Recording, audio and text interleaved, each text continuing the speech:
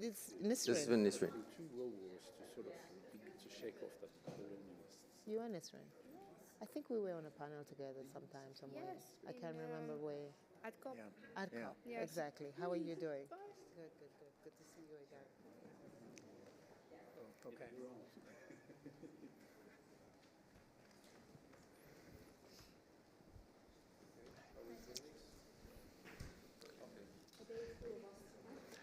Well, good afternoon in Munich and good morning or good evening to wherever you're watching from in the world. It's my pleasure to welcome you to our town hall meeting on the question of recipes for resilience, a conversation about food security that we're having here in Munich. This is the fourth event today that we have focusing on this issue, which also sends a clear signal of the importance of food security for a conference that is a traditional security conference here in Munich.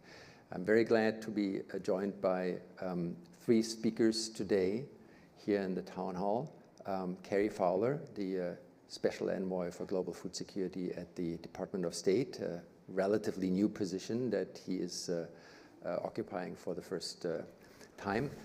We're also joined by Dr. Vera Songwe, who is the chairwoman of the board of the Liquidity and Sustainability Facility, and she's also co-chairing the high-level climate finance panel. Thank you for joining us.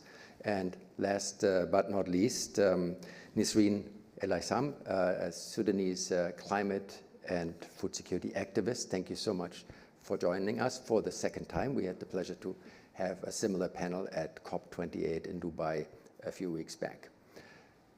We want to talk about why food security is so important, not from a perspective of aid and donor-driven conversations, but from a perspective that is more political, more geopolitically informed, and more strategic in its outreach. So what we will do this afternoon in the 45 minutes that we have at our disposal is talk about the challenges that we face, but also a medium-term strategy of how to address these challenges. I'd like to start with you, Carrie. You have taken over this job because Secretary Tony Blinken, Secretary of State, asked you to take on this new position. You came out of retirement to do so. Why? Well, one day I was sitting at my desk on a farm in upstate New York, and I got a call, I think, from the White House, but it's all a blur right now. And they said, we want to offer you the job as Special Envoy for Global Food Security. Will you take it? I guess I thought real quickly, well, to ask, who do I report to and what's the job description? I wanted a little time to think about this. They told me I'd report to the Secretary of State and work out the job description with him. At that point, he said, and you can probably also do a few things that just you want to do. And that was the moment when I realized they've just made me an offer I can't refuse. So I said yes.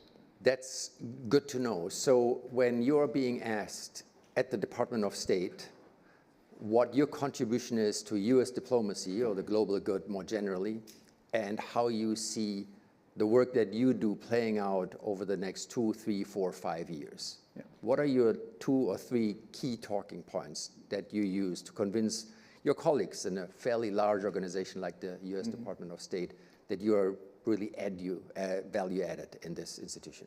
Well, part of it is stylistic. We have a secretary who's very involved and committed to global food security work, but wants to do it in a kind and gentle way, listening to our partners, being respectful, and not always coming in with all the answers.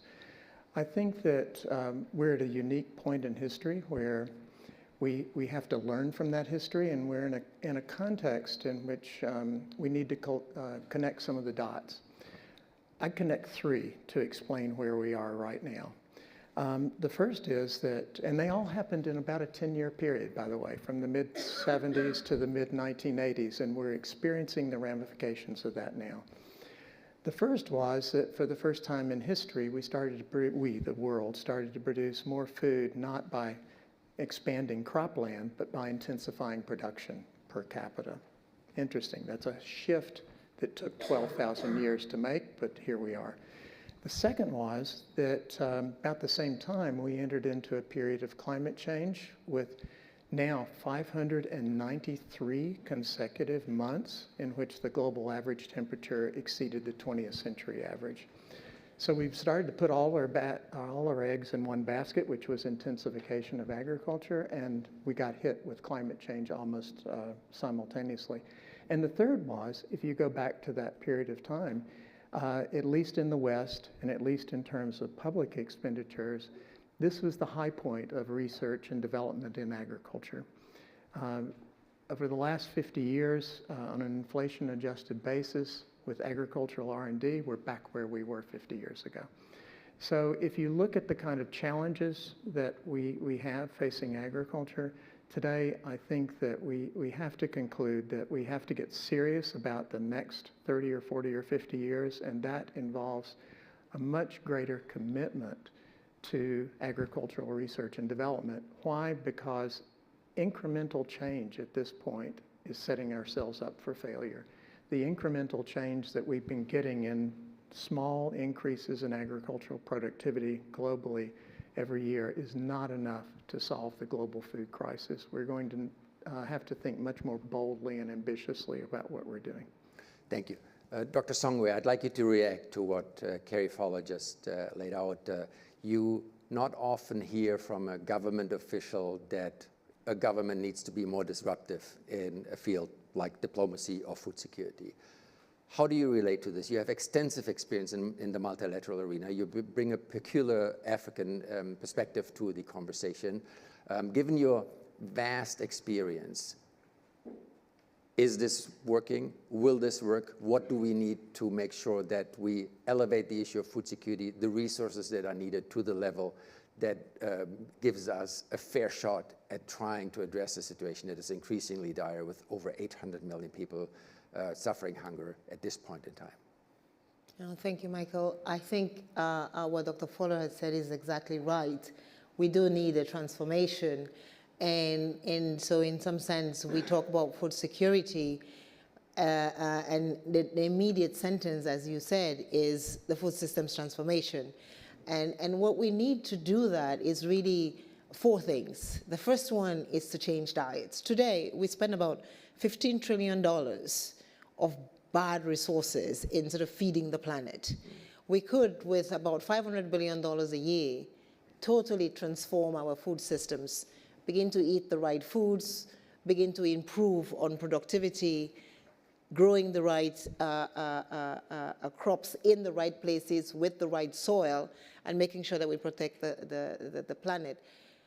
$15 trillion spent on the system, 11 of it is on health issues. As you said, 773 million people obese, 735 million people malnourished. We know in the developing world that malnutrition, particularly from 0 to 2, is a death sentence, because then you have kids with smaller brains and the whole sort of security issue, because you're essentially growing a population that is not productive. And so we must do something about it. Some of that is diets, some of it is how we change incentives. There's been a lot of resources going into sort of incentivizing the quote unquote, I think, what is unproductive agricultural practices. We must use those same resources maybe to re-incentivize farmers to do something different. The other one is the biosphere. We have we know nitrogen is an important component in climate change, and we must change our soil management practices. We need to sort of re-wet the peatlands. We need to make sure that we do that in a way that works sustainably. All of this at $500 billion a year, compared to the 8% of GDP or 10 trillion that we lose with the current food practices. So it is a security issue if we are to take it from that perspective, because if we can't feed the planet, or if we have too many sick people, our budgets cannot withstand it. I think we're in Europe today, and we already begin to see the tensions that are being caused because of food security. So my sense is exactly what you said. We need a transformation. We need to be disruptive, not in 10 years, but it has to start today. This is a very clear response. Again, given your experience in the multilateral arena, Carrie Fowler has pointed out what a government needs to do and will do to move forward that conversation and to mobilize resources that are necessary. What needs to be happening in the multilateral sphere with these large organizations at times competing food security initiatives in different forms and ways they are being implemented? How do we at the same time move forward a conversation at the non-government level, at the government level, and at the multilateral level? Three things need to happen. The first one is the multilateral development banks need to work together to support governments redesign and redevelop their agriculture strategies in a comprehensive way. And the G20 asked for an independent evaluation of the MDBs. And one of the things that was recommended in that Singh Summers report was essentially that the MDBs needed not to ask every country by each MDB to do an agriculture report, but to come together, pool together their collective strength and knowledge to see how they could support countries to a comprehensive strategy, because you can't just do an agriculture strategy.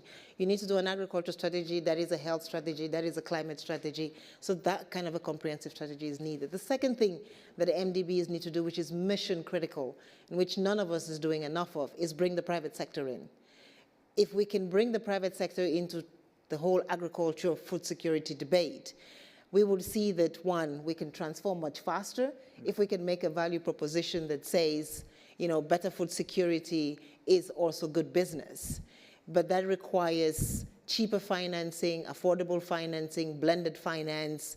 It requires project development that can actually bring the private sector to the table in a way that is consistent with their objectives to their shareholders.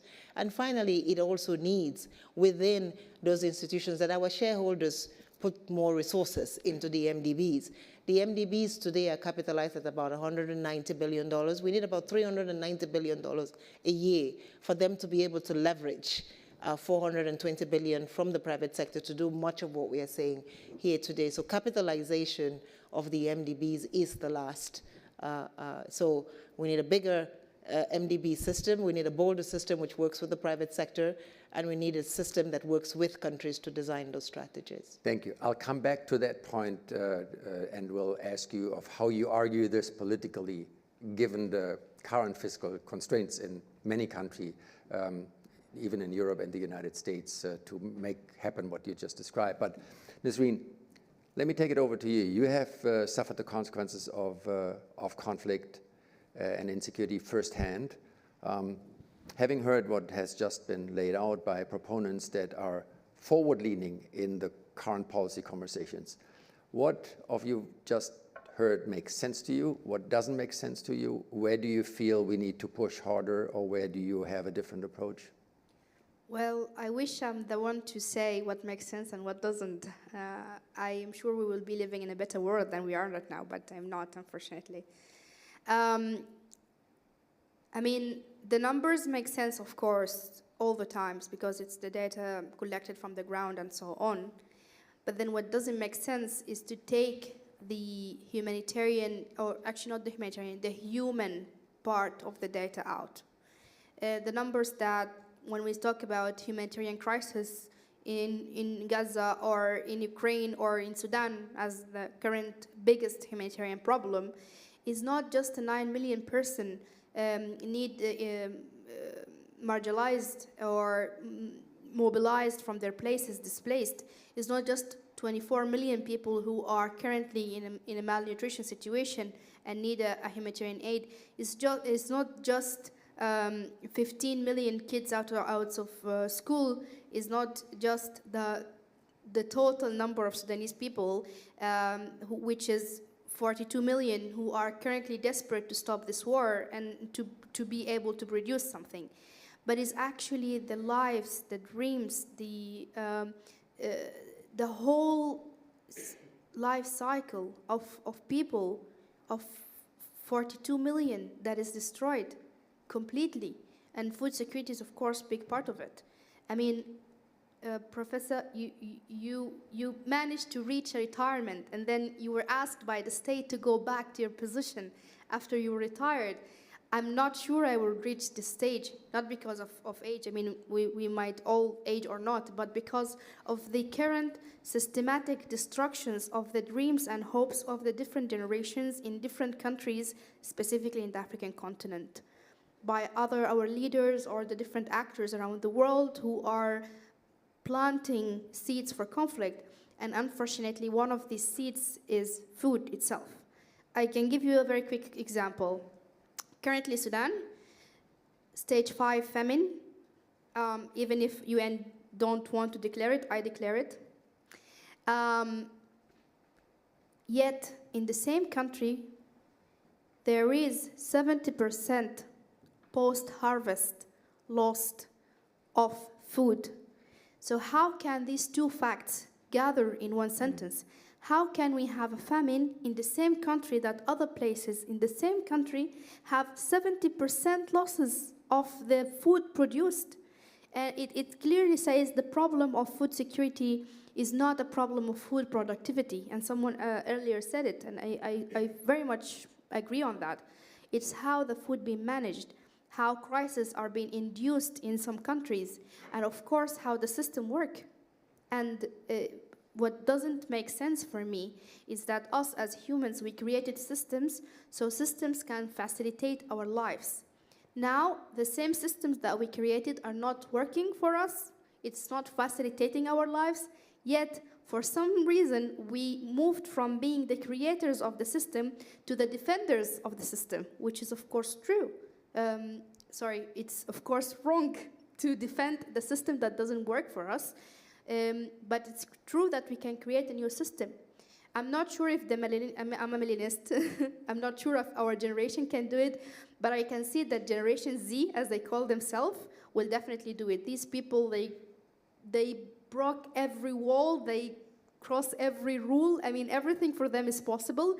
And I really wish to be able, not only for me, but for more than 25 million Sudanese to be able to live their dreams and not get into the loop of I cannot feed myself, so I cannot think beyond the meal that I will eat today. And of course, it's not only Sudan. I'm just keep repeating it because it's, as you mentioned, personal, first-hand, and also not spoken about. How can the biggest humanitarian situation in the world is not mentioned anywhere, but one, for example, here in the conference, but one session tomorrow here in the town hall? How come the media is very much attached to the snap, very quick, very tempting, very sexy news? There is nothing tempting or sexy about war or famine. It's either you as media, for example, or Mediata, or any different organization, speak what's happening and let the audience decide which is actually more important for them. But if there is no coverage, if there is no one talking about it, then I'm not sure where we will reach, actually, and including the food security in general globally. Thank you for making that point. This is exactly the reason why you have a stage here, and we appreciate your point. Kerry, Sudan, very complicated issue, because that's certainly an environment where you can't just say the tools of diplomacy and systemic change in the food world will yield results, because it is a warlike situation.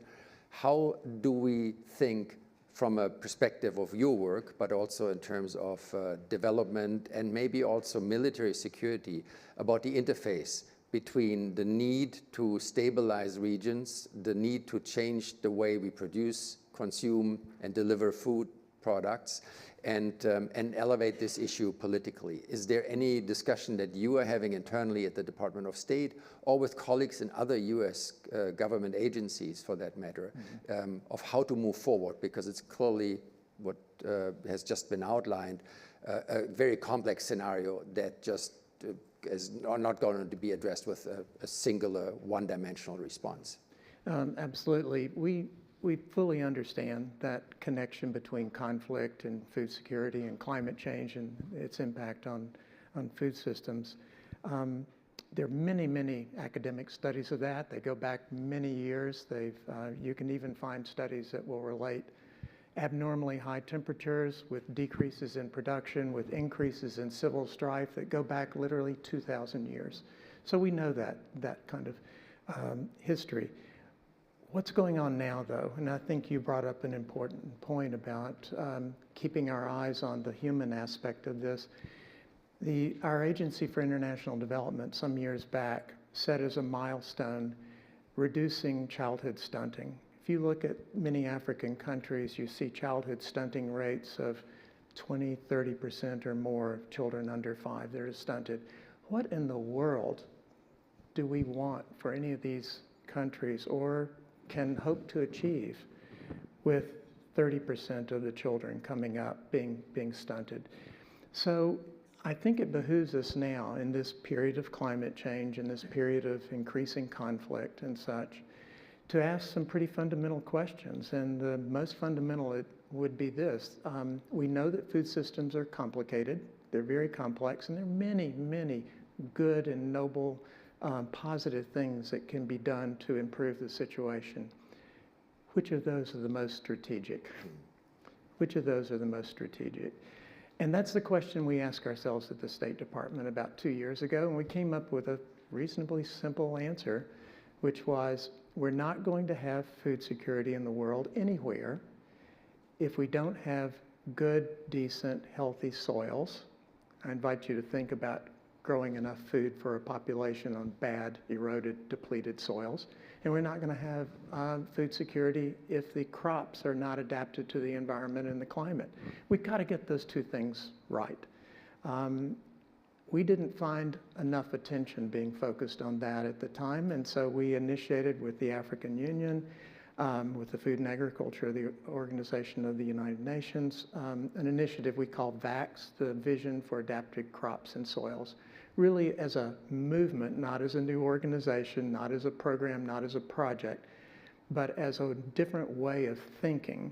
And that different way of thinking was, we need to get the basics right. And the basics are soils and crops. There's a lot of other things we need to add on to that, but we definitely need to get those two things right.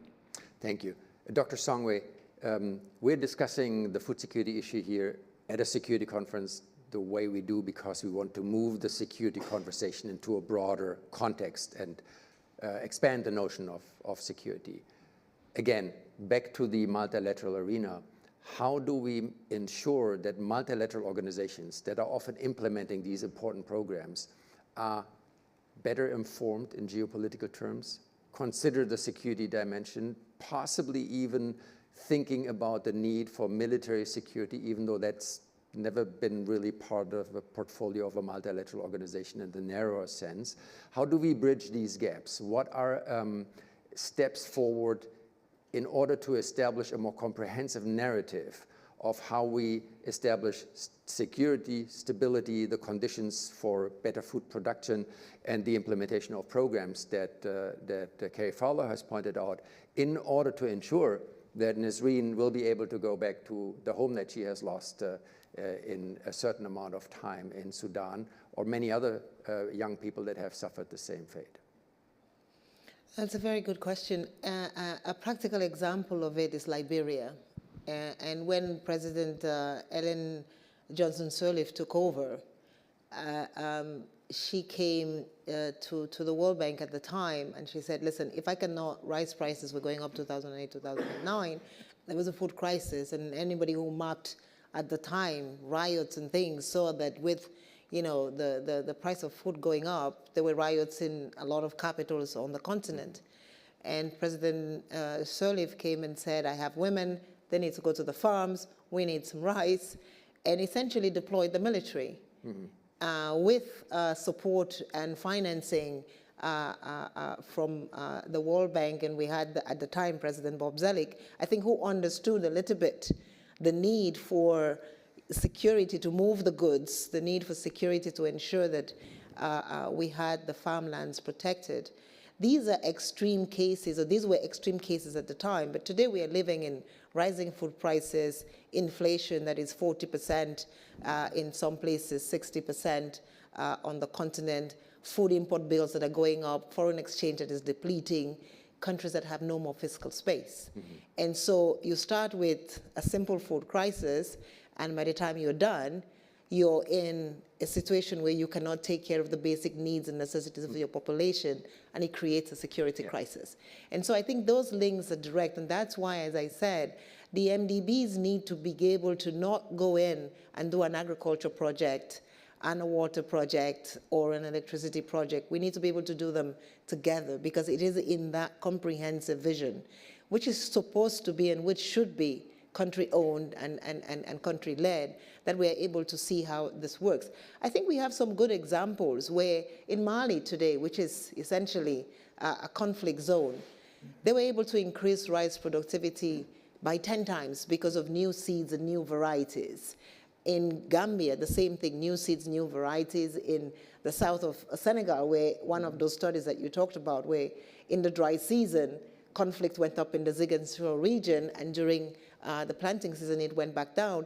I think those kinds of examples, but what now the World Bank needs to do is bring in the private sector to help. It's one thing to increase productivity, it's another thing to have storage capacities. 70% gets lost in transportation and storage. So you must bring in the private sector to make sure that we can transport those goods, that we can store those goods, that they can get to the markets in a way that farmers can then smooth their incomes. Because there's no point increasing productivity if it's going to get lost in transportation or in storage. And I think, again, the World Bank working with the private sector, and there's good private sector experience out there about how this can be done and done in a solid way. But we need grant funding. I come back to some initial funding, and USAID is doing a fantastic job at that, but we need a little bit more, a lot more, to be able to scale it if we really want to do transformation in the scales of feeding 10 billion people on the planet. Perfect. Again, I'm going to come back to the fiscal question, because that is the politically diciest question. Nisreen, does this give you hope, what you just heard? Is there a perspective where you say, during my lifetime, and not the next generation, we want to talk about you, we will be able to move this forward if we work jointly and establish new parameters? Of course, if we did. Of course, if we worked jointly and we started the parameters, but the question is, how fast can we move? How efficient can we move? And how, I don't want to say goodwill, but I will say at least decent will. Because whenever you mention multilateral banks, then a normal person will think of, oh, more debts. In our countries, most of our countries are already there when it comes to debt, so no one wants to add more. The question is how to reach a level of not only increasing the production, not only find a proper chain after that of transportation or storage, but how to change the whole system to even add a value to that, to the raw materials. Out of tomato, we make tomato sauce. Out of vegetables and fruits, we make jams, for example. It's a whole system, as the title of the session today, that is not only feeding people, but feeding people, turning the places where there is farms and there is transitional manufacturing into economical center, have a development, because if I build a road somewhere to transform the good from point A to point B, this road will not only be used by the goods and the vegetables and the crops, it will be used by other things. If I build a factory here and people started working, they will think of educating their kids, so they will have a school. If I manage to get a solar energy to that place so the farmers can work on it, they will understand that solar can also be used for other things, like lighting this school that they built, for example, especially in countries in Africa where we have more than 12 hours of solar ray. And it's a total transformation. I'm not talking about feeding people only, because this is what a lot of dictatorships are using these days. Getting the people in the cycle of, I need to feed myself and family, so I don't think about anything else. I don't think about democracy, I don't think about education, I don't think about development. I'm talking about having enough food and having a total transformation system for the lives of these people so they can have a future, and not a future where they are still being used by others to only export the raw materials and then beg for development aid. No, they use their own raw materials for their own development of their countries and economical GDP or whatever. And I think this is the world that our generation is dreaming for, and this is the world that I can't lose hope, because there is no other option but to reach it. And otherwise, what can we do? Thank you. So I'm finally coming back to the political question. The capital increases that you legitimately ask for in the multilateral development world, they will very likely have to come, at least in the short term, from Western countries that are currently having financial crises, having trouble in modernizing their industries in the context of climate change, that are undergoing a populistic transformation in politics in many places. Europe and the United States are primary examples. There are others in the world. And I'm going to ask this same question to the three of you. Give me your 90-second political argument that convinces a taxpayer in France, Germany, the United States, Brazil, or South Africa to say, for the global good, for increased development aid, for the multiplication of the funding that you asked for and that you just outlined, why should I be understanding that this is in my own interest in having my tax money going to obscure multilateral organizations and do something that might benefit people in entirely different parts of the world? How do we argue this case? Not obscure multilateral institutions, but Point taken. no, but we argue the case, I think, very simply, and we're living the example today. I mean, we saw with the war in Ukraine, the ripple effects on the energy prices in Europe, the problems that happened, the inflation. We saw with the COVID crisis that, you know, what hits one hits all. Mm-hmm. And I think that if we do not reach out to the 4.5 billion people out there that are suffering from these different ills, it will come home, whether indirectly. And so we are a global world. And so essentially, I think the isolationism does not work. And so the case you argue today is that you're buying future peace. You're buying future prosperity for the globe. You're buying future markets. The private sector, if you have prosperity in Africa or in Asia, in India, that's 3 billion people altogether. That makes business for the United States. That makes business for Europe. If those people don't have the resources to make you prosperous, if we are not prosperous, we cannot make you prosperous. That is as simple as that. You have no retirement if we are not prosperous. So essentially, you must invest in us, because investing in us is investing in the global and population's future. And we must first invest in ourselves. Let me be clear about that. And so Africa needs to raise its own resources. We need to put a price on carbon so that we can use those resources to change our agricultural practices. Thank you. So, Kerry, Dr. Songwe said this is your enlightened self-interest because instability is going to come back to haunt us. And many people in our country, the United States, that say, well, then let's build a wall to make sure that it doesn't come back to haunt us. Again, same question to you. What is the political argument that you use successfully when you're on the elevator in the State Department and you go up to the 7th floor to convince the secretary? It is the 7th floor. Yes. First, I agree with what Vera just said. I think if you had asked any Western government any year during the last 50 years whether this is a good year for increasing dramatically development assistance, they would say no. And if you said, well, if this isn't a good year, will next year be a good year? Probably not. So how do we get beyond that? And I think certainly we need to think about what our true values are. And I'd like to think that in the United States, at the State Department, that we are now, exhibiting certain bedrock positive American values in what we're doing in the food security space. The other is we need to be thinking long term, and I agree with you, Vera, that if we don't do this, we're in deep trouble.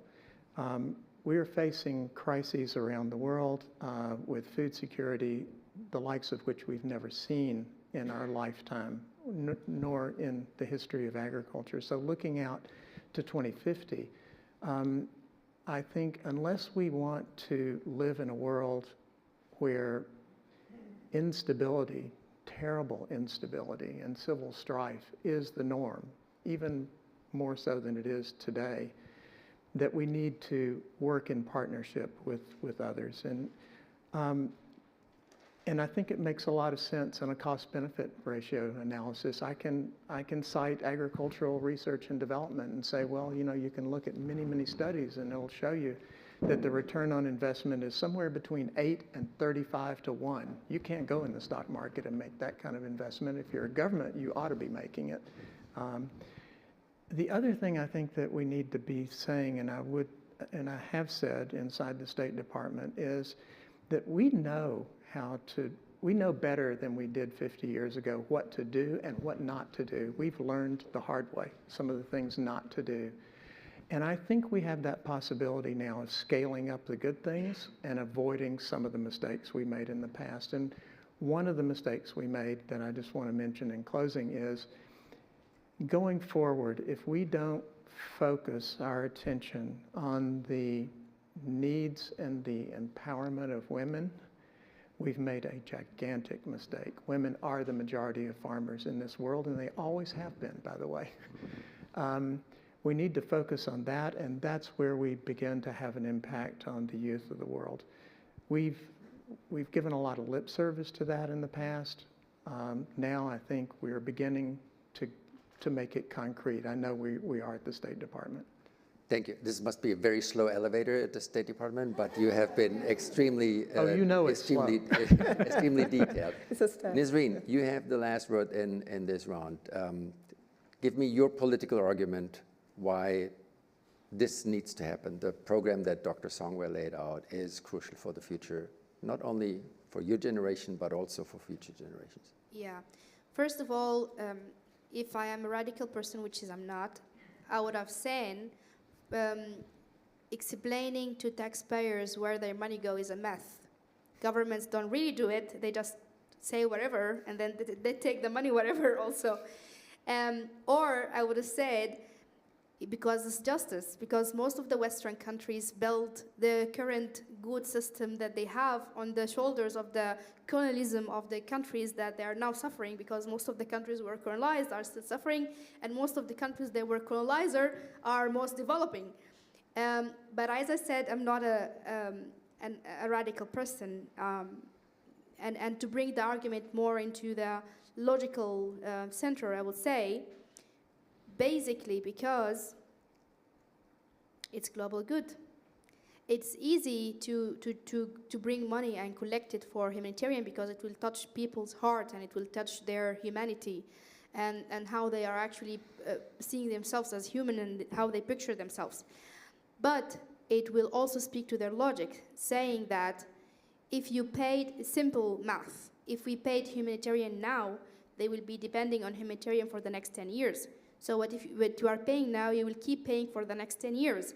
But if we invested in development, then they will be able to self-satisfy, and then what you are paying now is going to decrease instead of increase because they will have less needs in the future. And this is exactly what we are talking about.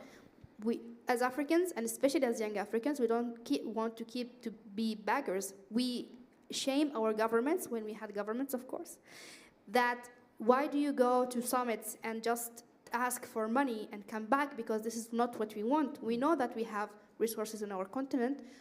As Professor also mentioned, we want to harvest these resources, but there is a threshold of development that needs to be made and done, especially that development is about energy, and energy access is not in our continent until now. Yes, the cobalt, the copper, all of the materials get out, but the batteries don't come in. Yes, the silicon gets out, but the solar panels doesn't come in. And it is simple that there is a certain level of support needed to reach inequality. And this is what I always say about the SDGs. The SDGs slogan is leaving no one behind. And for me, it's terribly long because a lot of people were being left behind long ago. The slogan should be bringing the people who are behind to the same line And then together as the world, we move together with the same level of development, because now it's not a fair game.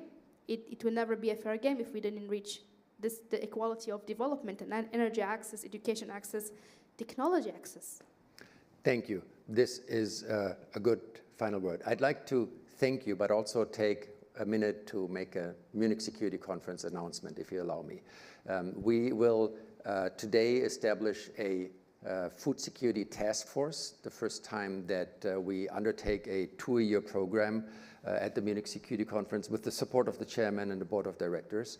We will convene this task force for the first time in early May of this year. The task force will work for 2 full years and consist of representatives of all continents, from private sector, NGO, multilateral organizations, and governments.